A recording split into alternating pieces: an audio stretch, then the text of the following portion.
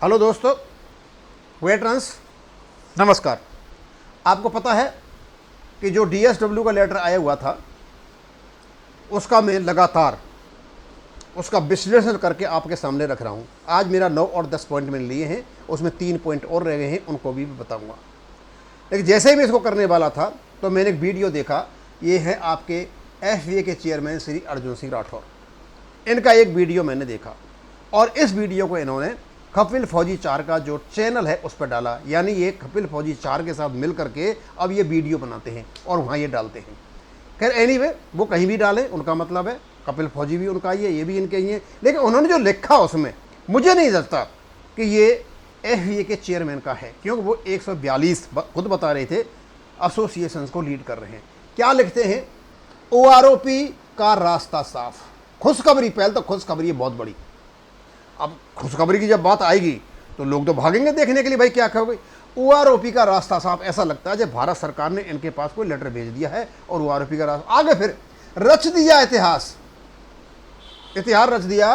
देश भर के सैनिकों का धन्यवाद, अध्यक्ष एफवीए चेयरमैन। और जब मैं अंदर गया, मैंने बोले देख कौन सा इतिहास रच दिया भाई, कौन सा रास्ता साफ हो गया, कौन सी अंदर कोई खुशखबरी नहीं थी। सिर्फ वो खुशखबरी ये थी, ये बोलने लगे कि देश के विभिन्न भागों से सैनिक आए, इतने सैनिक आए, इनको जो जगह मिली हुई थी उससे 25-30 गुना जा करके हमारे जो एक्स सर्विसमैन थे उस तक वहां तक फैल गए।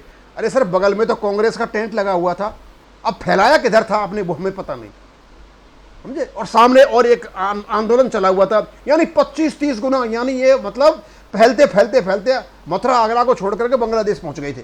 खैर एनीवे, वो कह सकते हैं।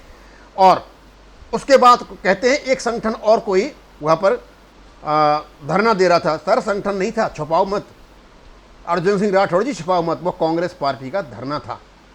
उसके बगल में एक कोने में जो नुक्कड़ में सभा होती है उस प्रकार आप अपना वो बना भाषण कर रहे थे वहां पर। हाँ, पैसा खूब आया आपके पास। अब मुझे नहीं लगता कि कोई खुशखबरी है या कोई भारत सरकार ने कोई आप बुलाया भी है। आपको थोड़ा ध्यान सर वहाँ भी दिले डीएसडब्ल्यू के लेटर का जवाब आया विज्ञापनों का, वहाँ तो आपने कुछ बताया नहीं। खैर एनीवे, आप अपना कर रहे हो काम करो, हम तो यही बताएंगे। आप जो कुछ भी कह रहे थे वो आपकी हैसियत के अनुसार नहीं था, ये बिलो स्टैंडर्ड बातें थी आपकी जो आप कर रहे थे। अब मैं आता हूँ जो 33 ईयर्स का ये उन्हें वो जो डीएसडब्ल्यू ने लेटर का जवाब दिया था। Demand of 75% pension of last pay draw.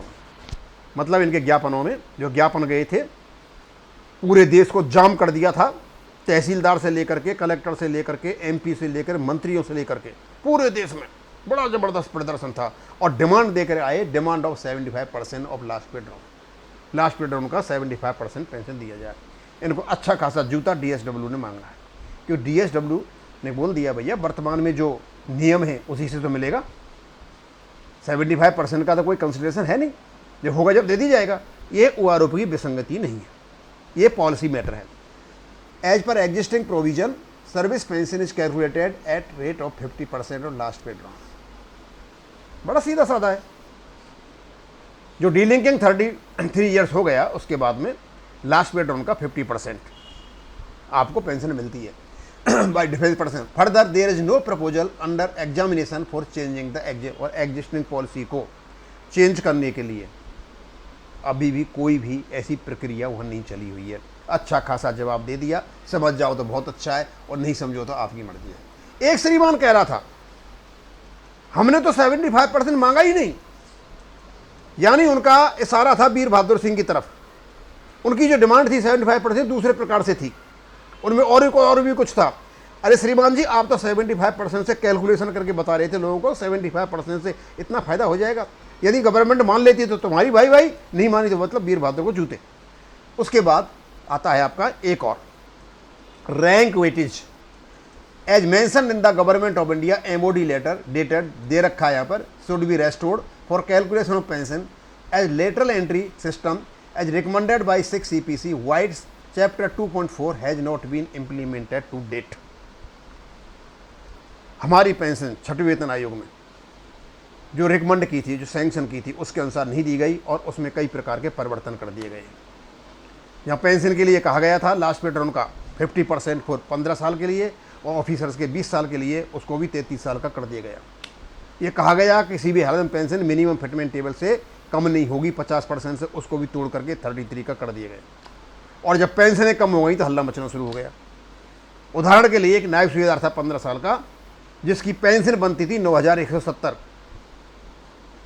छठवें वेतन आयोग की रिकमेंडेशन और भारत सरकार की मंजूरी के अनुसार, लेकिन उसको मिली 5,260।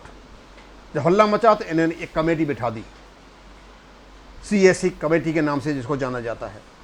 उसने भी एक नया तरीका अपनाया और नेशनल मैक्सिमम यानी 5 CPC का जो अपर एंड था उसको 1.82 से मल्टीप्लाई करके बना लिया इन्होंने, नेशनल मैक्सिमम बना लिया। उससे इनको रैंक वेटेज वगैरह दे करके उनकी पेंशन 430 सर्कुलर में सेट कर दी और इसी को लग करके थोड़ा सा वेटेज और बढ़ा करके इन्होंने फिर 17/1/2013 को किया, जो 501 सर्कुलर में आया। और उस समय ऑफिसर की कुछ बढ़ाई गई थी, जिसमें लेफ्टिनेंट और कैप्टन दोनों की जो मिनिमम फिटमेंट टेबल जो बदली नहीं जा सकती थी उनको नेशनल मैक्सिमम से बदल दिया गया और उसका इलीगल पेमेंट हुआ 568 सर्कुलर में जाके। अब ये जो कुछ भी है इनकी डिमांड थी और यही डिमांड जो FVA वाले हैं, ये जंतर मंतर पर जो लोग बैठे हुए, पहला ही पॉइंट है उनका, ये नेशनल मैक्सिमम की डिमांड कर रहे थे। मैंने उनको बताया था कि आप क्या हमारी पेंशन कम कराना चाहते हो, कि जिस समय आप पेंशन ले रहे थे 430 और 501 सर्कुलर से ले रहे थे, लेकिन OROP का सर्कुलर जो 555 था उसमें ज़्यादा थी, इसका मतलब नेशनल मैक्सिमम से OROP की फिगर ज़्यादा थी। ये क्लियर कर दिया था, लेकिन उसके बाद लोगों ने नहीं हटाया और वहीं पड़ा रहा और उसका जवाब आया एक जूते के रूप में, सीधा ही जूता दिया है मतलब DSW ने। कहते हैं prior to the 6 CB regime the full pension was linked with the qualifying 33 year से लिंक थी। For service less than 33 years pension proportionately reduce हो जाती थी। और जो 24 साल का हवलदार था तो 33 साल से जब करोगे तो उसको पेंशन कम मिलेगी। 17-18 साल का जो सिपाही था उसको 33 साल से करोगे आधी पेंशन भी नहीं रहेगी। इसलिए उसको प्रोटेक्ट करने के लिए रैंक वेटेज दिया गया था। The concept of weightage appropriate to the rank was given, however after implementation of the recommended 6 CPC the linkage of full pension, ये इसको इन्होंने खत्म कर दिया 33 ईयर्स को। और जब भैया 33 ईयर्स को खत्म ही कर दिया तो रैंक वेटेज का मतलब क्या है, क्यों मांगा, किस इडियटों ने ये मतलब रखा कि भाई हम रैंक वेटेज मांगते हैं, पर क्यों पता ही नहीं है, बस अपना कहना है, कुछ भी कहना है। और यही कारण है कि आपके सारे के सारे ज्ञापनों के पॉइंट इन्होंने बराबर कर दिए। At present the pension is calculate 50% of reckonable एवनी, ये लास्ट पेड उनका 50% आपको दिया जाता है। और कॉन्सेप्ट जो वेटेज का है बिल्कुल आज इर्रेलेवेंट है, इससे बड़ा तमाचा किसी में नहीं पड़ सकता जो तमाचा ये DSW ने इन लोगों को दिया है।